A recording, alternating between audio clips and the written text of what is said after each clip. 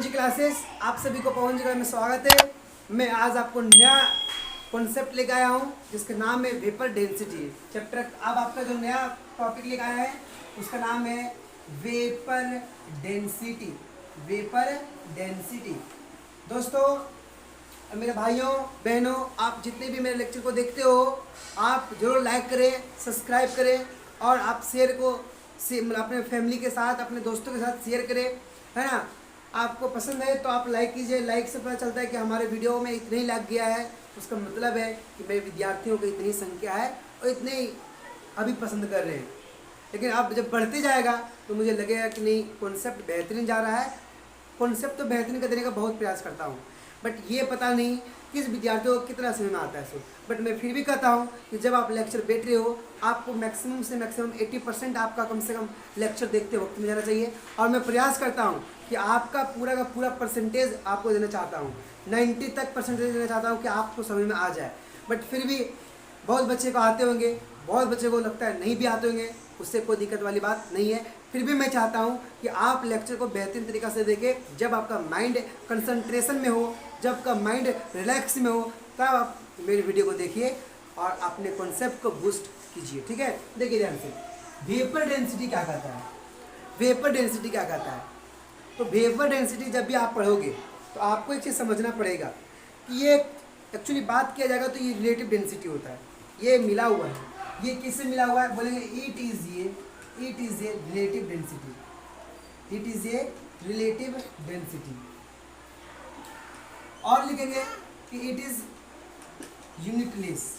ये क्या होता है? यूनिटलेस होता है। क्या बोले मैंने?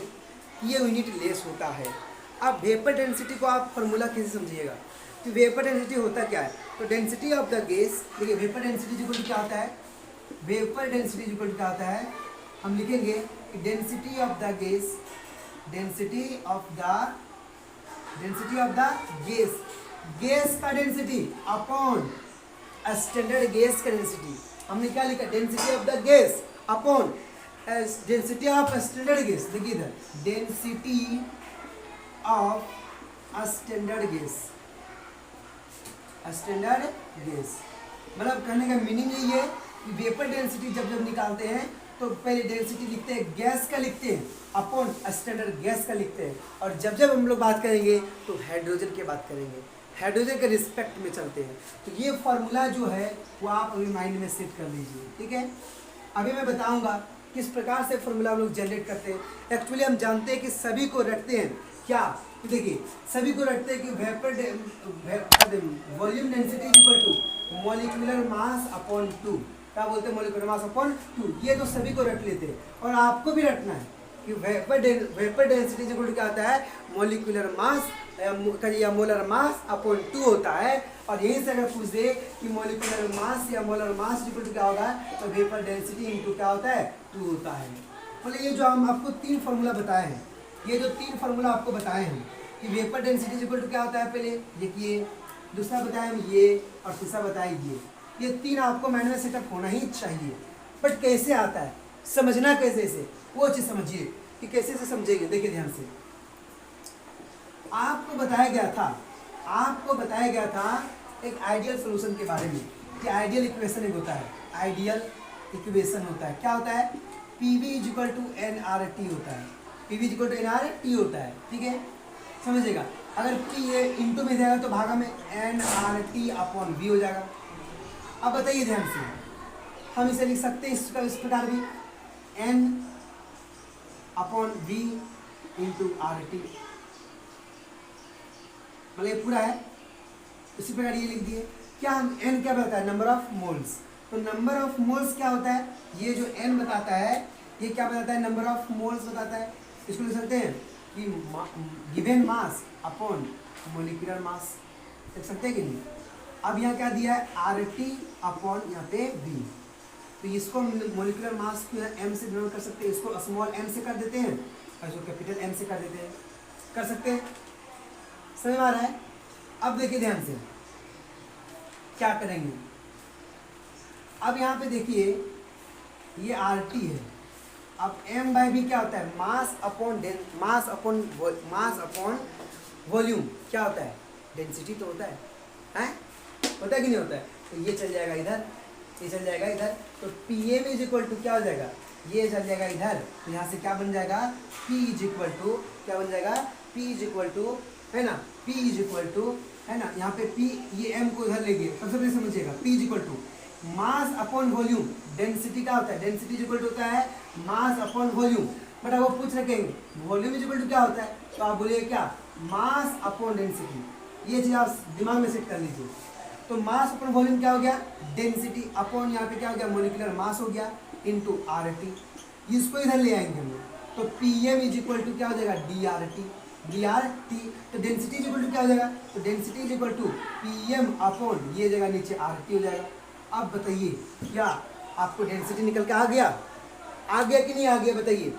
अब समझिएगा, अब मैंने एक फॉर्मूला क्या लिखा था, मैंने फॉर्मूला लिखा था vapour density is equal to density of gas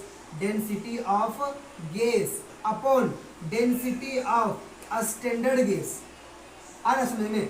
तो बताइए, पुट कीजिए डेंसिटी ऑफ गैस, डेंसिटी कितना आया, Pm, अब बताइए जो m आया यहाँ पे ये किसका है, गैस का है, अपॉन यहाँ पे क्या जगह RT हो गया, बढ़कर देंगे अब यह डेंसिटी ऑफ स्टैंडर्ड गैस, तो यहाँ पे P लिखेंगे Pm अपॉन, अब m यहाँ किसका है, स्टैंडर्ड गैस, अपॉन यहाँ पे RT, देखिए ध्यान से, RT ने RT को माल दिया, PP ने P को माल दिया, बट क्या ये कटेगा, क्या नहीं कटेगा, क्यों नहीं कटेगा, क्योंकि यहाँ गैस है, यहाँ पे क्या है, स्टैंडर्ड गैस है। अब समझ में आया कि जब हम लोग फार्मूला लिखते हैं तो क्या लिखते हैं कि यहाँ पे मोलिकुलर मास अपॉन, अब बताइए कि जो स्टैंडर्ड पे होता है H2 का कितना होता है, 2 होता है, इसी कारण से vapour density is equal to क्या होता है, ये होता है। और साथ में सुनिए, तो मोलिकुलर मास निकालने बोलेगा तो क्या लिखेंगे हम लोग, तो molecular mass is equal to क्या हो जाएगा, वेपर डेंसिटी इंटू 2 हो जाता है। आया समझ, कैसे आया नहीं आया, सो ये इंपॉर्टेंट है, ये सब आपको दिमाग में होना चाहिए। अब सोचिए, ये सब जो टर्म बात कर रहे हैं हम, ये सब बात कर रहे हैं मोलिकुलर मास, ये क्या है, मोलिकुलर मास। अब यहाँ पे क्या लिख सकते हैं, देखिए ध्यान से, अब ये कैसा है आप समझिए, यहाँ देखिएगा ध्यान से, इसको मैं क्लीन करता हूँ, इसको आप नोट कर लीजिएगा, ठीक है। देखिए ये जो यहाँ पे क्या बच गया, यहाँ पे आप सोचिए वेपर डेंसिटी इक्वल टू क्या बच गया, molecular mass of the gas, तो यहाँ पे molecular mass of the gas upon यहाँ क्या बच गया, molecular mass of standard gas, molecular mass of the standard gas. बताइए वेपर डेंसिटी, मोलिकुलर मास तो लिख देते हैं मोलिकुलर मास अपॉन, अब बताइए किसका स्टैंडर्ड गैस में लेते हैं, H2 का लेते हैं, किसका लेते हैं, H2 का, तो बताइए कितना होता है मोलिकुलर मास H2 का, 2 होता है। अब समझ में आया कि क्यों आया, सो क्या नहीं आया, अरे अब नहीं आएगा तो कैसे नहीं बताया आपको, अरे जब बोले ना कि सपना वो नहीं जो नींद में आता है, सपना वो नहीं जो नींद में आता है, सपना वो है जो नींद को उड़ा देता है। वही कॉन्सेप्ट है कि आपका कैसे आ गया, आप रट लेते हो, लेकिन अगर आप इसको फॉर्मेट समझ लेंगे तो आपको क्या होगा, आप आसानी से सॉल्व कर सकते हैं और अपने कॉन्सेप्ट को बूस्ट कर सकते हैं। आया समझ में? तो ये था आपका पहला नंबर क्वेश्चन। और जब ये वेपर डेंसिटी है, ये किस में लेना, आप फिर भी बोल रहे हैं किसमें लेना है, ये किसके लिए, ये स्टैंडर्ड ऑफ H2 के लिए, ये स्टैंडर्ड ऑफ H2 के लिए होता है। लेकिन जैसे बदल देगा तो आप ये फॉर्मूला को यूज नहीं कर पाओगे। मैं आपको बताता हूँ कैसे। देखिए एक क्वेश्चन लेते हैं, क्वेश्चन से अनुसार आपको समझाते हैं। देखिए ध्यान से, अगर इस क्वेश्चन को आप समझ गए तो आप सोचिए कि आप इस कॉन्सेप्ट को समझ गए, कि कॉन्सेप्ट समझाने में 20 मिनट लगता है। अगर समझ में आता है तो आपका क्वेश्चन तुरंत बन जाएगा, नहीं समझ आएगा तो क्वेश्चन नहीं बनेगा। हम समझाते हैं, क्वेश्चन लेते हैं कि फाइंड आउट द वैल्यू। देखिए फाइंड आउट द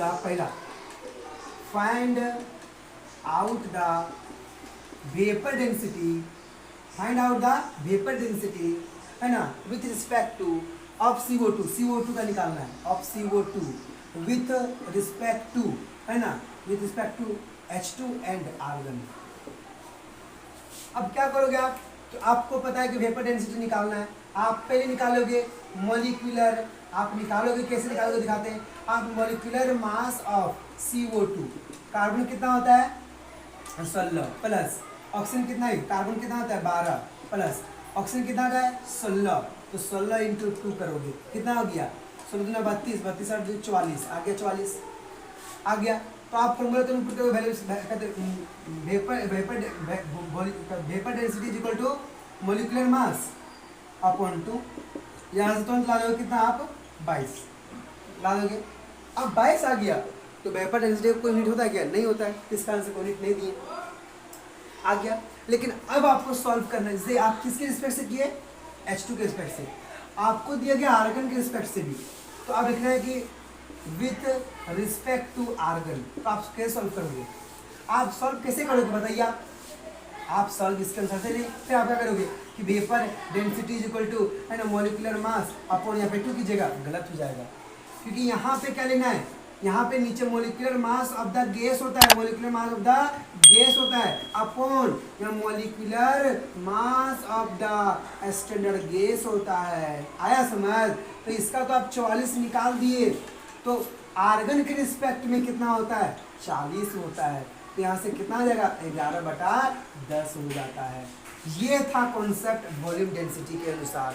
क्या आपको समझना था कि वॉल्यूम डेंसिटी रिस्पेक्ट में अगर H2 के रिस्पेक्ट में करेंगे तो यहाँ पे मोलिकुलर मास अपॉन 2 करते हैं, लेकिन अगर सेकेंड रिस्पेक्ट में अगर अलग अलग आता है उसके रिस्पेक्ट में, जिसे आर्गन के रिस्पेक्ट में लिए थे उसका क्या आता है अलग आता है। ये था आपका कॉन्सेप्ट। अब आपको एक चीज़ और समझना है, क्या चीज़ कि molar mass of air, molar mass of air क्या समझना है, मोलर मास ऑफ एयर। देखिए मोलर मास ऑफ एयर, आपको आज रखना है कि मोलर मास ऑफ एयर जो होता है वो होता है उन यहाँ पे कितना होता है 29 ग्राम पर mg, ठीक है, ये आपको आज रखना है 29, कितना रखना है 29, तो ये आपको एकदम फिक्स की फॉर्मूला एकदम दिमाग में सेट होना ही चाहिए, ठीक है। अब ये भी पता है आपको कि नंबर ऑफ मोल्स इक्वल क्या होता है वेट बाय मोलिकुलर वेट होता है ना। तो मोलिकुलर वेट पूछेगा, जब मोलिकुलर वेट तो क्या करेंगे नंबर ऑफ मोल्स इनटू क्या करेंगे हम लोग वेट कर देंगे, आया समझ। तो कुछ ऐसी बातें जो आपको दिमाग में सेट हो गया होगा कि इतना बार सॉल्व किए मोल वगैरह, तो आपको दिमाग में सेट ही हो गया होगा, ठीक है। जब ये सॉल्व हो गया आपका, जब ये सॉल्व हो गया तो आपको एक चीज़ समझना है, एक फॉर्मूला रखना है कि जब बोले कि अगर मिक्सचर में अगर दिया हो मोलर मास अगर टोटल पूछ रखा हो, मोलर मास अगर टोटल पूछ रखा हो तो उसके लिए एक फॉर्मूला होता है कि molar mass of total is equal to, यहाँ पे लेंगे क्या उसका x1 into m1 plus x2 upon m2। ये x1 क्या बताता है समझिएगा, ये जो मेरा x1 है, ये जो मेरा x है वो क्या बताता है मोल फ्रैक्शन, मोल फ्रैक्शन आपको किताब में दिया, आपको क्वेश्चन में दिया रहेगा और आपको पुट करके बना देना है।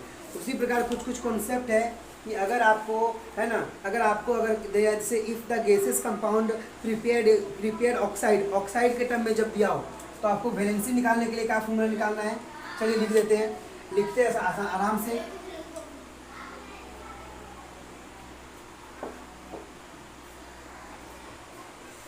चलिए देखिए ध्यान से, अब मैं आपको बता रहा हूँ कि ये जो 3-4 फॉर्मूला है उससे आप क्या निकाल लोगे एटॉमिक मास।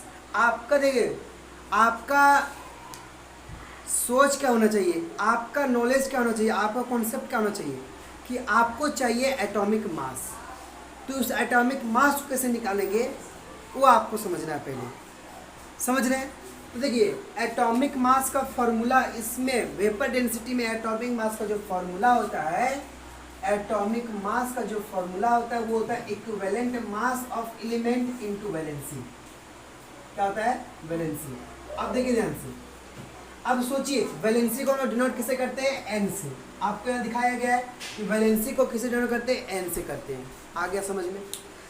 जब n से डिनोट करते हैं वैलेंसी को तो आपको एटॉमिक मास चाहिए, वेपर डेंसिटी के क्वेश्चन में आपको एटॉमिक मास पूछता है, तो एटॉमिक मास पूछता है तो आपको वैलेंसी चाहिए और इक्विवेलेंट मास ऑफ एलिमेंट चाहिए।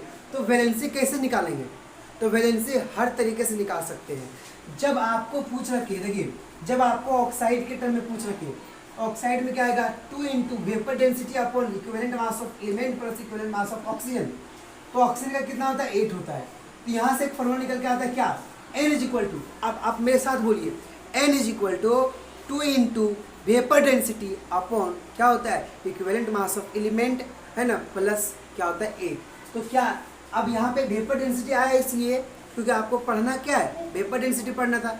तो आप वेपर डेंसिटी जब निकाल लोगे, कोई भी क्वेश्चन का दिया रहेगा तो वेपर डेंसिटी निकाल लोगे। वेपर डेंसिटी क्या बताए, vapour density is equal to molecular mass upon 2, किसके रिस्पेक्ट में बताएं, H2 के रिस्पेक्ट में बताएं। ये चीज़ दिमाग में फोकस रखना कि H2 के रिस्पेक्ट में क्या बताया, ये फॉर्मूला बताया गया है। तो आपको ये बना देना है। जब आपको क्लोराइड के पूछे तो क्लोराइड कितना होता है 35.5 होता है, आपको इससे ये बना देना है। फिर बोलिए आप मेरे साथ बोलिए, एक बार नहीं 10 बार बोलिए कि वैलेंसी को निकालने के लिए वेपर डेंसिटी के टर्म में, अगर वैलेंसी को निकालने के लिए अभी जब आपको पढ़ाए थे डिलॉन्ग्स एंड पैथिस मैटर पिछले क्लास में, तो आपको क्या पता था, उसमें आपको पता था कि वैलेंसी के निकालने के लिए फॉर्मूला था क्या, कि अप्रॉक्स एटॉमिक वेट अपॉन क्या होता है इक्विवेलेंट मास ऑफ मेटल, ये था। तो अगर आप ये जब वहाँ वैलेंसी वो पूछना था, लेकिन यहाँ पे किसके टर्म में पूछना है, तो वेपर डेंसिटी के टर्म में। तो वेपर डेंसिटी के टर्म में फॉर्मूला क्या रखना है कि N is equal to 2 into vapour density upon equivalent mass of element, है ना, और क्या करना है प्लस में जो आपको दिया गया है। जैसे यहाँ पे क्या ऑक्साइड है तो 8 लिखेंगे, अगर क्लोराइड है तो 35.5 लिखेंगे, अगर ब्रोमाइड है तो यहाँ पे क्या लिखेंगे 80 लिखते हैं। क्या यहाँ से वैलेंसी निकल के आ जाएगा। अब वैलेंसी निकालने के लिए वेपर डेंसिटी निकालना होगा, तो वेपर डेंसिटी के लिए फॉर्मूला लिख दिए और क्या निकालना पड़ेगा इक्विवेलेंट मास ऑफ एलिमेंट निकालना होता है। तो अगर अब वैलेंसी अगर फ्रैक्शनल में आ गया, अगर वैलेंसी अगर फ्रैक्शन नंबर में आ गया, जैसे 1.2 आ गया, तो इसको क्या लेना है आपको, नियरेस्ट उसका होल नंबर लेना है, मतलब इसको ले लेंगे 1, कितना लेंगे 1, आया समझ। तो ये था आपका क्या था, कुछ इंपॉर्टेंट क्वेश्चन था और नहीं कॉन्सेप्ट था जो आपको क्या करेगा न्यूमेरिकल बनाने में, उसको इजी करने में क्या करेगा, मदद करेगा, हेल्प करेगा। तो ये सब जो इम्पोर्टेंट जो कॉन्सेप्ट था, फार्मूला है, वो आपके माइंड में सेटअप हो जाना चाहिए। सबसे पहले ये फार्मूला रट जाओ, ये फार्मूला रट जाओ, ये फार्मूला रट जाओ। ये था वेपर डेंसिटी का होल कॉन्सेप्ट। अब मैं इसका क्वेश्चन पे उतरूंगा और एक एक क्वेश्चन बताने का प्रयास करूंगा। चलिए, अब इस कॉन्सेप्ट को जो आप सीख लिए, इस कॉन्सेप्ट को आप वेपर डेंसिटी और कॉन्सेप्ट को समझ लिए होंगे, तो पक्का है कि आप क्वेश्चन को जरूर सॉल्व कर दोगे। मैं आपको बताना चाहता हूँ कि आप सिर्फ कॉन्सेप्ट को समझिए, क्वेश्चन को प्रयास खुद कीजिएगा।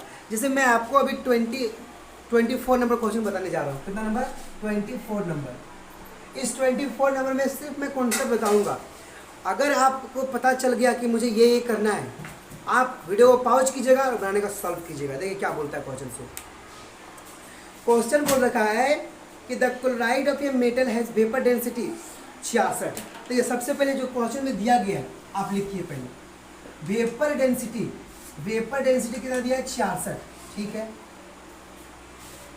The oxide of the same metal contain, है ना, 53% ऑफ द मेटल, मतलब मेटल कितना कंटेन किया 53%। तो आप सोचिए, यहाँ लिखते हैं लीट मास ऑफ मेटल ऑक्साइड कितना है 100 ग्राम, और मास ऑफ मेटल कितना है, मास ऑफ मेटल कितना दे रखा है, मास ऑफ मेटल कितना दे रखा है 53 ग्राम, 53 ग्राम।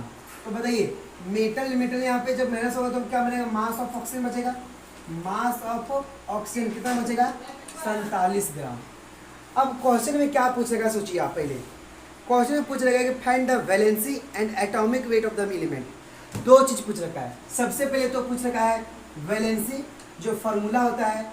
अब देखिए यहाँ पे ऑक्साइड के टर्म में, तो ऑक्साइड के टर्म में क्या बताए थे 2 इंटू वेपर डेंसिटी अपॉन क्या होता है equivalent mass of element plus यहाँ पे 8। तो ये ऑक्साइड के टर्म में 8 होता है। तो एक तो वैलेंसी पूछ रखा है, एक पहले वैलेंसी, अब पूछ रखा है दूसरा एटॉमिक वेट। पहला तो ये पूछ रखा है, दूसरा ये पूछ रखा है एटॉमिक वेट पूछ रखा है। इसका क्या होता है equivalent mass of element into क्या होता है, इंटू होता है वैलेंसी, इंटू क्या होता है वैलेंसी होता है, ठीक है। ये फॉर्मूला है, आपको पता है। अब सोचिए कि वेपर डेंसिटी निकालना है, पहले क्या निकालना है हमको, वेपर डेंसिटी, तब यहाँ से क्या निकलेगा ये, और ये क्या चाहिए हमको, इतना। लेकिन सोचिए ध्यान से, क्या वेपर डेंसिटी नहीं दे रखा है आपको, वेपर डेंसिटी 66 दे रखा है ना, तो यहाँ से ये निकल जाएगा। पहले ये निकालते हैं, क्या निकालते हैं हम लोग, ये निकालते हैं, ठीक है। क्या निकलेगा देखिए, अब निकालते हैं। अब इसको निकालने के लिए क्या करते हैं, पहले क्या करते हैं, मास of metal, mass of metal, या फिर यहाँ पे लेंगे मेटल क्लोराइड है, मेटल ऑक्साइड है, लिख दिए कितना है, 53 ग्राम, 53 ग्राम अपॉन कितना हुआ, इक्विवेलेंट मास ऑफ मेटल में दिया तो मेटल लेंगे, या मेटल दिया तो मेटल लेंगे, ठीक है, ग्राम में, is equal to mass of oxygen कितना है, 47 ग्राम अपॉन कितना होता है, 8 ग्राम। ग्राम ने ग्राम को मार दिया, ग्राम ने ग्राम को मार दिया, ठीक है। अब देखिए ध्यान से, जब इसको कैलकुलेट करोगे आप तो कितना आएगा, ये तो इससे इंटू होगा, 53 इंटू 8 अपॉन यहाँ पे 47। तो इक्विवेलेंट मास ऑफ मेटल कितना आ गया आपका, मैं आपको बताना चाहता हूँ 9.02, कितना आता है, 9.02 आता है, ठीक। जब ये पता चल गया तो क्या हम ये नहीं निकाल सकते, निकाल सकते हो। देखिए ध्यान से, n is equal to 2 into vapour density कितना दिया है, 66 अपॉन ये कितना दिया है वो निकाले 9.02 प्लस यहाँ पे 8। क्या n का मान नहीं निकलेगा, जब इसको आप कैलकुलेट करोगे तो आपका आंसर कितना आता है, 2.96, कितना आता है, 2.96। अब क्या बताए थे कि जब जब आपका वैलेंसी फ्रैक्शनल में आता है तो आपको नियरेस्ट होल नंबर लेना पड़ता है। तो ये 5 से ज़्यादा है कि कम, ज़्यादा है, तो यहाँ मान लेंगे n इज इक्वल टू कितना हो जाएगा, 3। और जब n इज इक्वल टू 3 आ गया तो क्या सेकेंड नंबर, पहला नंबर बन गया, अब सेकेंड नंबर नहीं बनेगा। Atomic weight is equal to क्या होता है, equivalent mass of element, equivalent mass of element या मेटल कितना निकला, 9.02 इंटू वैलेंसी कितना है, 3, कितना हो जाएगा, 3 दूना 6, 0.27। क्या ये नहीं बना आपसे आंसर, आपका आंसर भी कितना है, 27.06 होता है। ये आपका क्या निकला, एटॉमिक वेट निकला, और यहाँ पे वैलेंसी निकल जाता है।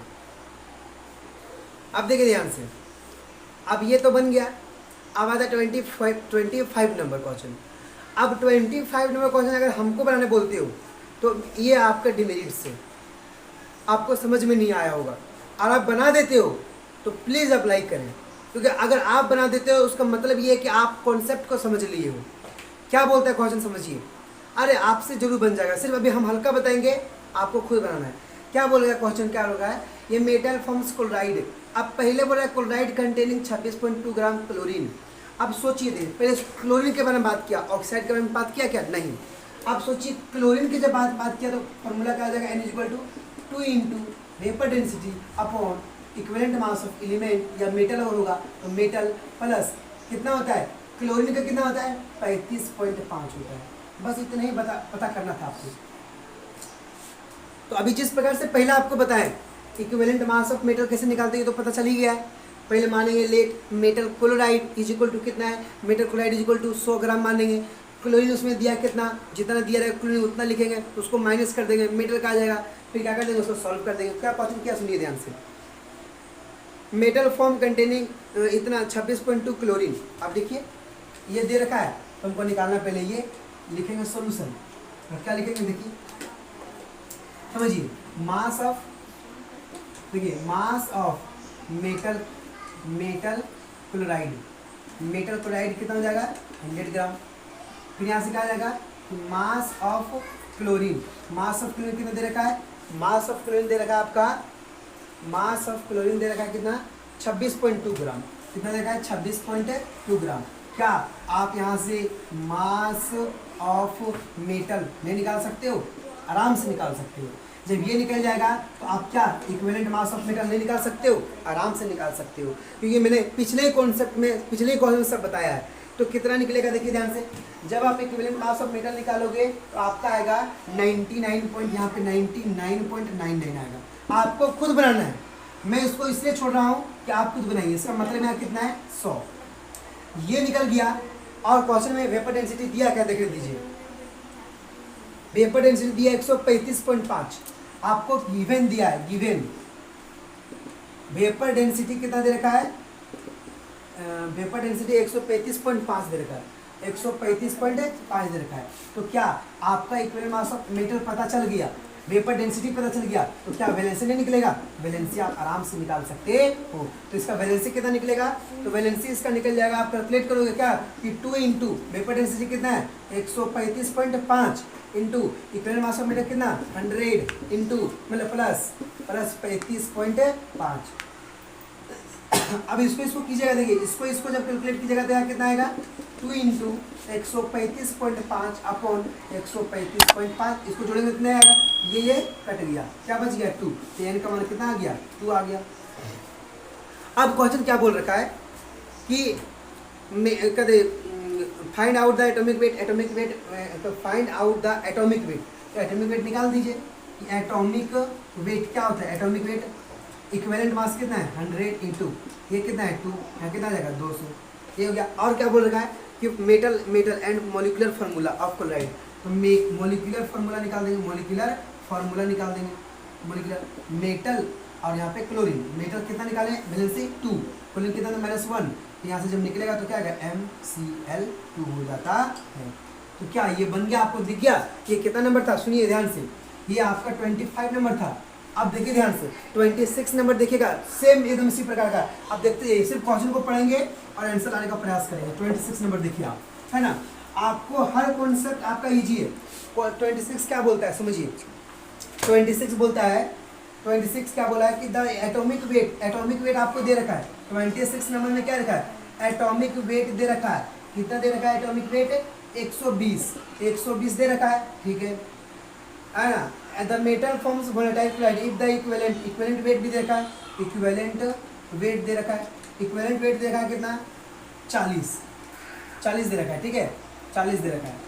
अब क्या पूछ रखा है वेपर डेंसिटी ऑफ क्लोराइड, तो वेपर डेंसिटी ऑफ क्लोराइड देखो, वेपर डेंसिटी ऑफ क्लोराइड, ठीक है क्लोराइड पूछ रखा है। अब सोचिए ध्यान से कि वेपर डेंसिटी ऑफ क्लोराइड पूछ रखा है, मतलब क्लोरीन के टर्म में आ गया, और जब क्लोरीन के टर्म में आ गया उसका मतलब क्या होता है formula N is equal to क्या होता है ना 2 इंटू वेपर डेंसिटी अपॉन यहाँ पे क्या होता है equivalent mass of metal plus ये क्या होता है 35.5 होता है।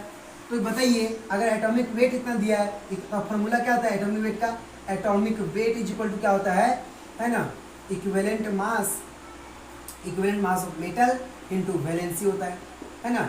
तो बताइए यहाँ पे इक्विवेलेंट वेट कितना 120 दिया हुआ है इज इक्वल टू ये क्या है इक्विवेलेंट वेट कितना देगा 40 इंटू यहाँ पे वैलेंसी, ये इंटू में देगा तो भागा में, तो वैलेंसी इज इक्वल टू क्या आ जाएगा 120/40, मतलब कितना आ गया यहाँ पे 3, तो वैलेंसी कितना आ गया 3।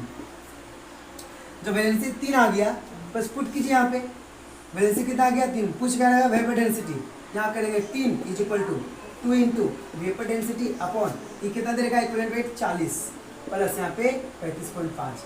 क्या यहाँ से आप वेपर डेंसिटी नहीं निकाल सकते हो, यहाँ इसे इंटू कीजिए तो 3 इंटू 40 3 70, 40 और 30 70 75 मतलब 75.5 अपॉन ये क्या आ जाएगा भागा में आ जाएगा 2, समझ आया। तो वेपर डेंसिटी यहाँ से आप निकाल सकते हो और आपका आंसर वेपर डेंसिटी कितना आ जाएगा 113.25 आ जाता है। बस ये था कॉन्सेप्ट आपका, है ना, ये कॉन्सेप्ट था। चलिए देखिए ध्यान से आप, अब आपको यहाँ पे 27 नंबर क्वेश्चन में बताने जा रहा हूँ, ठीक है समझिए 27 नंबर जिस प्रकार से अभी हम 25 बताएं, 27 नंबर बताने जा रहा हूँ और जिस प्रकार से आपको हम 25 नंबर बताएं मॉलिक्यूलर फार्मूला निकालना था, तो आप सोचिए ध्यान से कि मॉलिक्यूलर फार्मूला कैसे निकालते हैं। अगर हमको मॉलिक्यूलर फार्मूला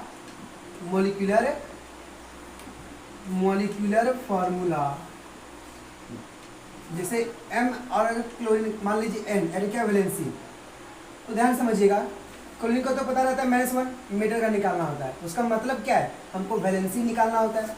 तो वैलेंसी कैसे निकालते हैं 2 इंटू वेपर डेंसिटी अपॉन क्या होता है अपॉन यहाँ पे equivalent mass of element plus यहाँ पे क्या होता है क्लोरीन का किस होगा 35.5, ठीक है। सेम कॉन्सेप्ट था जिस प्रकार से 25वां नंबर क्वेश्चन बताए हैं, एकदम सेम टाइप है। अगर आप सॉल्व कर लेते हो और इसका कमेंट में बॉक्स में आंसर देते हो, मुझे पता चलेगा कि आप जरूर समझ में आपको आया है। मैं आपको इतना हिंट दे देता हूँ, आपको मैं इतना हिंट दे सकता हूँ कि आप जब इसका कैलकुलेशन करोगे 17वां नंबर का, तो आपका जो इक्विवेलेंट वेट आएगा, इक्विवेलेंट मास ऑफ एलिमेंट, वो आपका आएगा कितना, वो आपका आएगा 59.6 आएगा। जब ये निकाल लोगे, है ना, जब ये निकाल लोगे, आपका वेपर डेंसिटी आपके किताब में दिया है 190, वेपर डेंसिटी कितना दे रखा है 190। अब जब इसको सॉल्व करोगे, यहाँ पुट करोगे ये, यहाँ पुट करोगे ये, जब n का मान कितना आएगा आपका, n का मान आपका आएगा 4, कितना आएगा 4, मतलब 3.99 आएगा। इसको हम लोग n का मान कितना लेंगे 4। जब ये निकल गया तो क्या आप एटॉमिक वेट नहीं निकाल लोगे? एटॉमिक वेट निकाल सकते हो। कैसे एटॉमिक वेट निकाल सकते हो? कैसे बोलिए ध्यान से। इक्विवेलेंट मास निकाल, ये क्या है, इक्विवेलेंट मास ऑफ एलिमेंट, है ना, equivalent mass of element into क्या होगा, वैलेंसी। वैलेंसी क्या होता है, वैलेंसी 4 निकला है। और जब फॉर्मूला लिखे तो MCl, M कितना निकला 4, यहाँ पे कितना था -1, क्रॉस मल्टीप्लाई करेंगे तो कितना हो जाएगा MCl4 हो जाता है। आया समझ। 27 नंबर इसी तरह। अब इसी प्रकार से 28 भी बन जाएगा, 29 भी बन जाएगा और 30 भी बन जाएगा। समझ में आया? तो आप सॉल्व करके आप अपने आप को ये बता सकते हो कि हाँ भैया और हाँ सर जी, मैंने वेपर डेंसिटी का कॉन्सेप्ट देख करके मैंने सारे क्वेश्चन को सॉल्व कर लिया। इतना कि सोचिए कि मैंने सॉल्व हर क्वेश्चन को बेहतरीन तरीके से कर सकता हूँ। अगर आप बेहतरीन तरीके से कर सकते हो तो आपकी गुणवत्ता, आपकी नॉलेज उतनी ही हाई चल जाएगी जो लंबे समय तक काम आएगा। ठीक है। Thank you for watching this video and subscribe this video and share this video.